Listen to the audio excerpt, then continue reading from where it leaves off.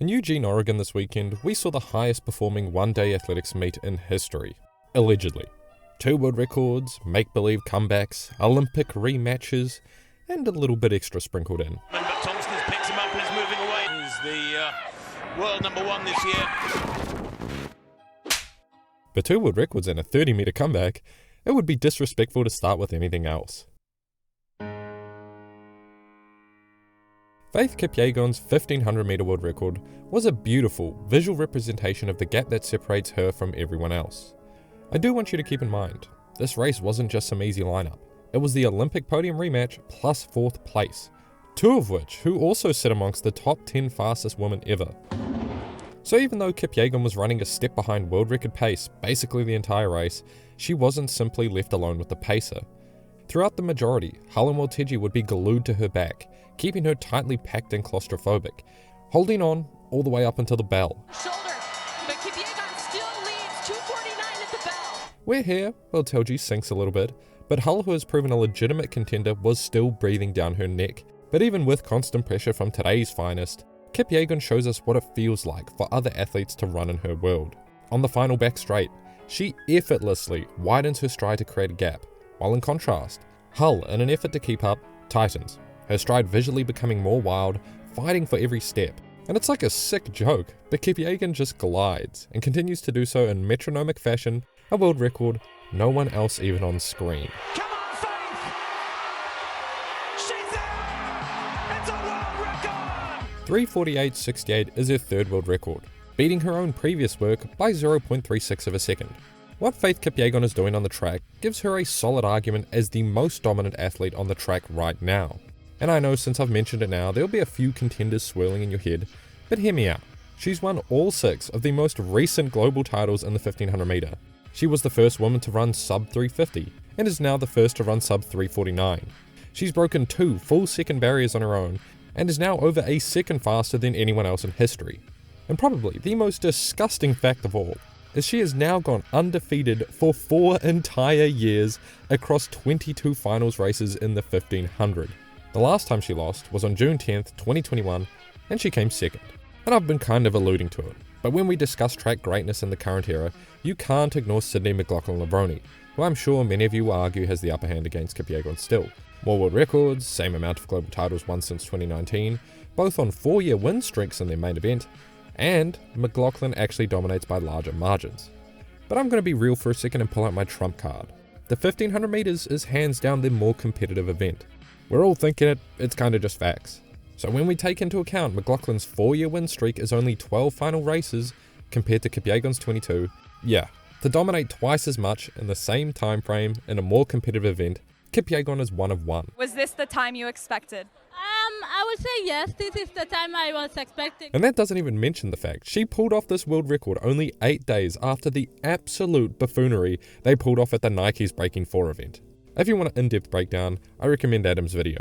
But in short, this was the female male version of Kipchoge's Breaking 2, in which they gave him illegal advantages such as shoes, paces, and a perfectly flat F1 racetrack to break 2 hours in the marathon. While in Kipyegon's case, Nike made the goal harder to reach, changed the colour of her shoes, timed it with a stopwatch, and expected a 7-second PR. As she gets under! So yeah, she didn't make it. So after this embarrassment, which was no fault of her own, she pulled up her socks and announced her intention to go after the 1500 meter world record the very next weekend, and then nailed it. Ironically, this world record time converts to an estimated mile of 4:06.24, faster than what she ran at Breaking 4 with Nike's help anyway. When they say track is 90% mental, this is what they mean. The mental fortitude to always look forward. And you got it when they throw shit like this at you. You're 5'2". Can any man 5'2" beat you in a mile? Sorry? Can any man 5'2" beat you in a mile? And the second world record of the meet was in the women's 5K. A guns blazing matchup between Beatrice Chebet, the Olympic gold medalist, Gudaf Sergey, the current 5K world record holder, and Agnes Ngedic, the road 10K world record holder, who from less than halfway broke away into their own little orbit. And you know how it is with these 12.5 lap races, they go round and round, and truthfully, this world record was waiting to go. Yeah, it's a milestone in women's running, the first woman to go sub 14 minutes, on the track. because Beatrice Chebet has actually ran 13:54 on the roads in Barcelona December of last year. And it does boggle my mind a little because running on the roads is significantly harder. But knowing she's run faster does give us insight as to how with 200 meters left to go, Chebet pounds a 28-second 200 meter, leaving everyone in the dust, smashing Sergei's ex-world record by 2 seconds, and she looks like she doesn't even feel it. But she has indeed smashed the world record, 13:58. Does this woman need oxygen?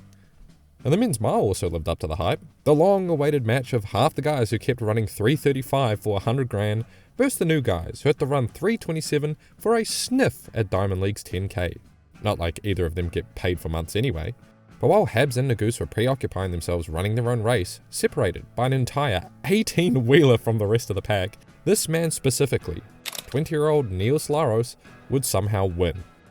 This is extraordinary. As they go through the bell there, they will close surely in that leading pair. But have they left it too late? Nagus has got this. I don't think Habs is going to find anything. Into the straight, Laros kicking hard. Look at Laros finishing, but has he left it too late, or is he going to get there? Oh, impossible to tell. Yep, no words needed to explain that. From 12th to first place in the last 500 meters, a 30-meter comeback over a lap, and a 25-second split in the final 200 meters. And you can't fault anyone. Nagus ran with a fiery passion to destroy the field, but Laros ran with confidence in his strategy, and boy did he time this race so excellently.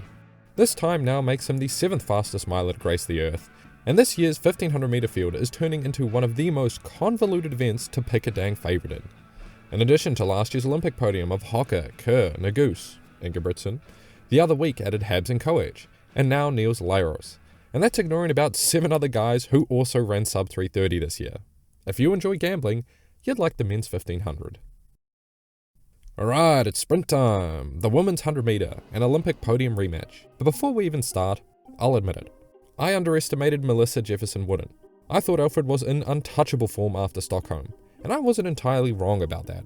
It's just that Jefferson is also on her level. Breaking from the gun, Alfred reacts really poorly. Ironically, still better than Sha'Carri Richardson's starts, but Jefferson had a lead within the literal first 10 meters. But Alfred is usually a powerful starter, and even a bad reaction can't hide that. On the inside of him, of her, Melissa Jefferson-Wooden, and it's going to be, yes it is, Jefferson. 10.75 into a negative 1.5 headwind. Melissa Jefferson taking the lead early, losing it, and then regaining it. I couldn't put words together watching it live. This race was bonkers on every account, especially the final time. Fun fact, that's the fastest time we've ever seen into a -1 wind or higher. And when converting to a neutral wind, it becomes a mythical pool of 10.64 seconds. Let's pull up the all-time leaderboard, removing Flojo for reasons that don't need to be explained, and converting the rest of these times for wind. That's like a top 3 time ever. Of course, this is all a bit hypothetical, but I'm very confident in saying these two are 10.6 ready. But still, if I had to choose one as my pick for the year, I'm still backing Alfred. And my reasoning? Alfred is the 2nd fastest woman over 60 meters in history. This start was a blunder. She's not one to crack under pressure usually. We saw that in Paris. I simply see her winning more matchups against Jefferson-Wooden than losing. Also couldn't not mention Sha'Carri, literally reenacting her 2021 pre-classic performance in last place. I saw some people counting her out, but if you've followed her career, this honestly isn't anything new from her. If this was any other athlete, you could almost surely count them out. But Sha'Carri isn't just any other athlete. That's all I'm saying. This is one race. I'm not done. You know what I'm capable of. Count me out if you want to. Talk all the shit you want, because I'm here to stay. I'm not done. And unlike the women's 100 meter, the men's went exactly as I predicted. Kipyegon is just currently faster than everyone else. What does make this win impressive though, is it comes off the back of that 9.75 last week. When an athlete runs 9.7, or even just a personal best, it wrecks their body to a new level. Simply put, extra recovery is needed. So for Kipyegon to come out here, run a fairly scrappy race, and win dominantly against one of his biggest rivals of the year, Trayvon Bromell, yeah, he's that guy. He also keeps getting that Asafa Power comparison, which I get it, similar race pattern, a strong start, incredible mid-race, but a weak finish compared to the rest of his race.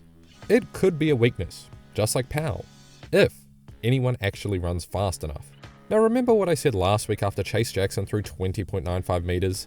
In theory, just throw it like this and she'll never lose again. Well, she clearly listened. He's the world number 1 this year. Yep, I'm taking the credit for that one. Last week I emphasised we haven't seen throws this far since 2013 by Valerie Adams, but looking a little deeper historically, removing the women who threw in the 80s to 90s, East German, Chinese and USSR doping era, almost everyone who threw further than Chase got banned for doping at some point. That basically makes her the second farthest legit thrower ever. Please correct me if I'm wrong. And that's all for the week. See y'all next time.